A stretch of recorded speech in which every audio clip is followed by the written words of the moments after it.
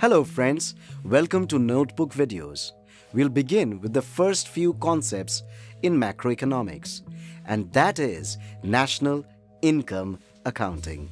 Here we shall discuss income and expenditure and ways by which GDP is calculated in a country with special focus on the value-added method. Does this sound interesting to you? I hope it does. I hope you want to know how you can keep track of the growth or decline of your country's economy, whether it is going up or sliding down.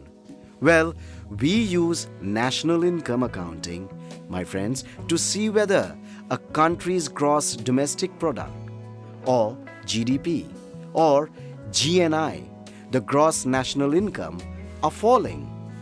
Let's first understand what determines the growth of an economy. My friends, think of a grocery shop. You find different goods in a shop. The more the goods in the shop, chances are that people buy more and the business becomes sustainable. In the same way, when there are more goods, there is a better functioning economy. But of course, you need to produce the kind of goods that can sell and value add to the economy. Let's define the goods we are talking about. Very simply, goods are man-made products that provide satisfaction to humans. In other words, goods provide utility to consumers and satisfy human wants. Goods can be classified into consumption and capital goods.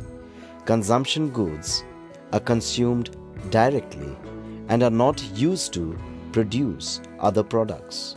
They are finished goods used for direct satisfaction. Capital goods are the ones that are used in production. Commercial aircraft may also be considered as a capital good, as it is used for services of transportation. Commercial buildings, offices, warehouses, these are all capital goods.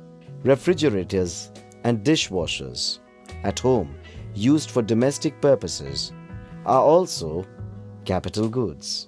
A rise in production of capital goods, which are high-value products, has the potential to drive up GDP, my friends. One last category is the final good. These are goods that are finished products that are either used for consumption or for investment.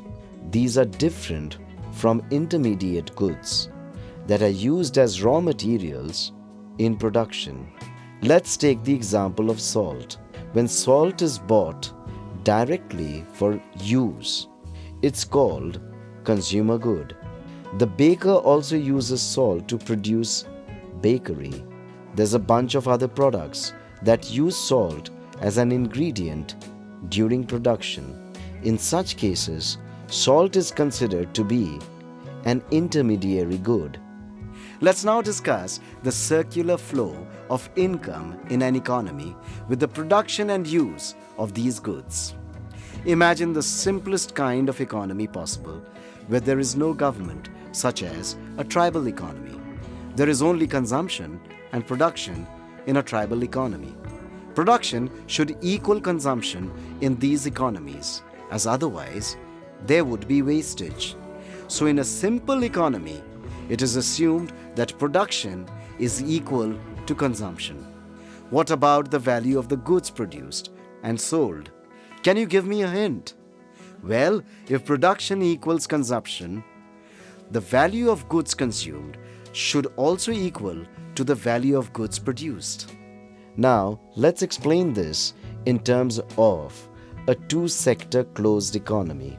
A simple economy is a closed economy. There is no interference from external markets. We are only looking at goods and services provided by households and factor services provided by firms or producers. The expenditure on goods and services made by households gives the total value of goods generated in the economy. The income of firms is also the total value of goods produced by the producers in the economy. This is the simplest economy possible. where it is also assumed that consumers do not save. There is no government or trade. It just helps highlight some essential features of the functioning of an economy. The value of goods produced in an economy can therefore be a summation of all values of all finished goods produced in the economy. This is called the value-added method and is one of the three ways by which GDP can be calculated. Others are income and expenditure methods that we shall discuss later on. Let's focus on the value-added approach for now. In the product or value-added method, the market value of all final goods produced in an economy is considered. Final goods are ready for sale and hence their value can be included in the calculation of GDP. GDP is the market value of all final goods and services produced in an economy within a given time period. So the point of emphasis is on final goods only. But we also have a bunch of intermediate products that are not ready for sale. They are used as inputs for other products and hence are unfinished goods. Remember, value of intermediary goods are not used in GDP calculations. The term value added is therefore the contribution of a firm to an economy made with value of its final products. Let's look at an example of the cotton industry. The cotton industry has a primary sector where cotton is picked from plants and processed and made into yarns. Yarns are intermediary products. Yarns are spun into threads that help in production of dress materials. Dress materials are directly sold to consumers. These are finished products. The prices of dress materials sold is the net value added to the economy. The product or value-added method therefore accounts for prices of finished products only. And let's illustrate it in a tabular format. Suppose we look at rice as the only product of an economy. A farmer yields crops and sells for price equal to rupees 12,000 to the rice miller. The rice miller then sells milled rice for rupees 15,000. Notice here the miller adds a value of rupees 3,000 only to the economy after subtraction of the value of rice sold by a farmer under the third column titled Value of Sales. In the next step, retailers sell rice for rupees 20,000.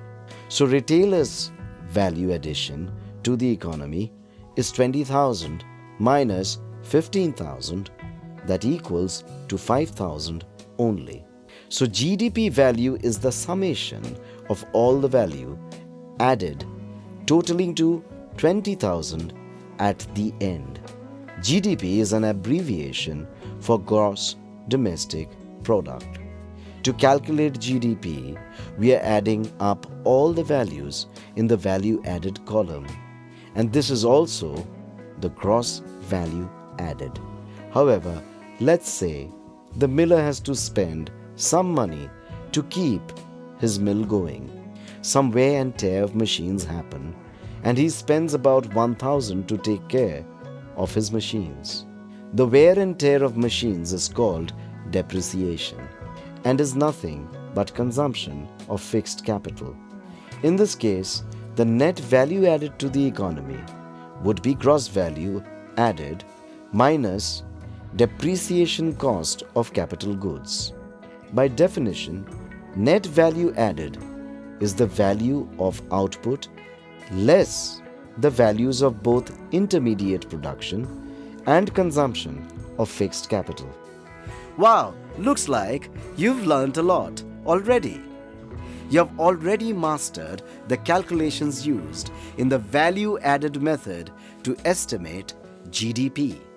We can express what we learned numerically as well, assuming there are I is equal to 1 to n goods in an economy. GDP is the summation of all the value added from production of all the n goods. Anything that is produced in excess and is not sold within one financial year adds to the firm's inventory. Such items are carried for sales to the next year and is not included in the calculation of GDP in current financial year. Thus, change of inventories would give the count of differences in production and sales within one financial year. Stock of a company would refer to inventory at a fixed point of time. Remember the distinguishing features of final and intermediary goods in an economy to correctly estimate GDP by the value-added method. Final goods are goods that are being used by consumers directly. These cannot be resold. Example, a microwave oven, or sugar directly sold to a consumer. Intermediate goods are goods that are resold by firms for production of other goods within one accounting year. Example, steel used in the production of cars, or sugar used for candles. So this brings us to the end of the first part on national income accounting. Hope you have enjoyed the session and we look forward to your continued attention on other videos. Goodbye.